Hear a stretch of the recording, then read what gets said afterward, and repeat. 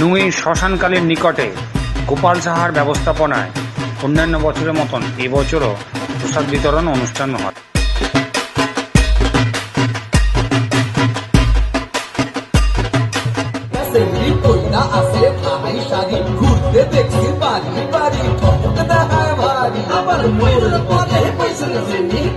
আমাদের সাংসদের নির্দেশ, যারা কর্পোরেট কর্তৃক মহলায় আসছেন তাদের যেন কোনো রকম অসুবিধা না হয়, যেন সুরক্ষা, তাদের খাওয়া দাওয়া কোনো রকম যেন অসুবিধা, তারা যেন পুজো যদি কেউ সামগ্রী না নিয়ে আসে তাকে যাতে তাদের সামগ্রী দেওয়া যায় সেই ব্যবস্থা এই সাংসদের নির্দেশ হলে আমরা যথাযথ ডিজাস্টার ম্যানেজমেন্টের টিম আমাদের মহলায় আছে।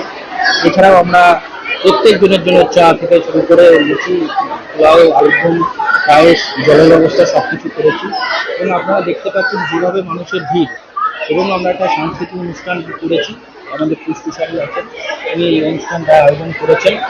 এছাড়াও দেবী মাকে আমরা এখানে চক্ষুবরণ হয়েছে, প্রচুর মানুষের ঢল আপনারা দেখতে পাচ্ছেন। আমরা সকালে একটু বৃষ্টি ছিল বলে আমাদের একটু মন খারাপ ছিল কি হবে, কিন্তু মা সব ঠিক করে দিয়েছেন।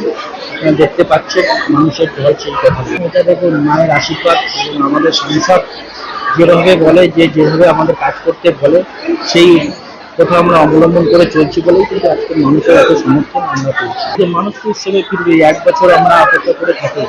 আজকে মহালয় পুজোর সূচনা হয়ে গেল, এরপর থেকে আমরা দিন কাউন্টিং করবো প্রথমা, দ্বিতীয়া, তৃতীয়া, চতুর্থী, পঞ্চমী, ষষ্ঠী, অষ্টমী, নবমী, দশমী। আমরা প্রায় 30,000 মানুষের আয়োজন করেছি এবং আশা করছি তার থেকেও বেশি লোক করবে। এবার আরো প্রত্যেকবারই ভিড়কে একটা দিচ্ছে। কারণ মহালয় আমাদের সাংসদের নির্দেশে এক অন্য আকর্ষণ করেছে বাটাগঙ্গার ঘাটকে। আপনারা দেখতেই পাচ্ছেন মানুষের ভিড়, প্রত্যেকটা ঘাটকে কিন্তু এই বাটাগঙ্গার ঘাট ছাপিয়ে গেছে।